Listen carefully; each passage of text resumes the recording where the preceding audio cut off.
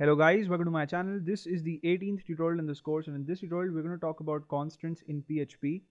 And constants are very useful in programming, particularly in cases when we're working with values that we do not want to change, intentionally or even accidentally, right? So this is something that happens a lot.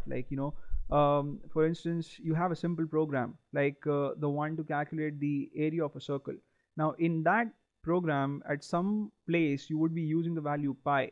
Now pi is a universal constant. It has the value 3.14 something something, and you would always want to use that value, and you would never want to change that value to 2.14 or 5.14, not even accidentally. So in such cases it makes sense to create constants instead of using variables, because with a variable you have the risk of accidentally changing the value.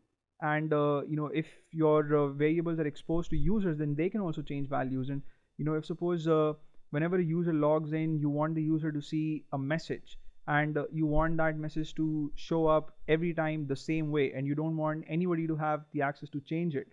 So in such a case, again, you would want to use constants instead of variables. Now the file that I have opened up here is called constants.php, and in this file on line number 6 I have the opening PHP tag, on line number 12 I have the closing PHP tag, and then I have defined a constant called year.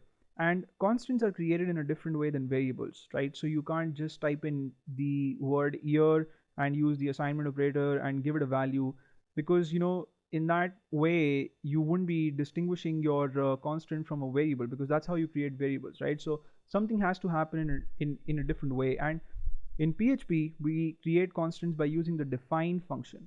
So you type in define, and then within parentheses you first type in a name for your constant, and since the name would be a string value, you would have to obviously enclose it within double quotes, and then you type in a comma and a value for your constant. This value again could be a string value or a numeric value. In this case I have assigned the value 2014 to year, and then you can use the echo statement to see the value that you have in your constant. And it's a practice in PHP, it's a convention that you always type in the names of your constants using uppercase alphabets and not lowercase alphabets. And this is only to be able to quickly distinguish between the variables in your program and the constants, right? And then on line number 9 I have tried to change the value of my constant year by assigning 2015 to it using the assignment operator. So we're going to see what happens when you try to do something like this. And then I've also tried to see the updated value using another echo statement on line number 11. So let me open this file in the browser. I'll type in constants.php, and when I press the enter key I see that I get a parse error, and this is because I haven't disabled the warnings and error messages in my PHP ini file. And if you don't want to see these things, then you can disable, but I think that while we are learning to program in PHP, it makes sense for us to have the warnings and error messages on, because if we make mistakes, we want PHP to tell us as much as it can about what we've done wrong. So here it tells us that on line number 9 we have the equal to symbol, and this is what's creating some mess.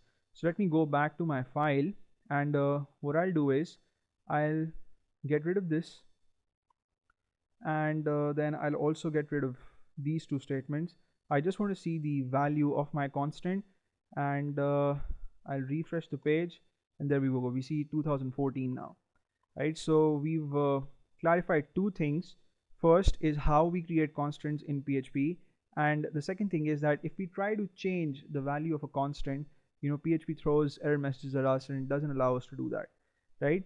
So that's it for this tutorial. I'm going to see you in the next one, in which we'll talk about something interesting in PHP again, and you may subscribe to my channel if you haven't already. I want to see you in the next video. Till then, take care.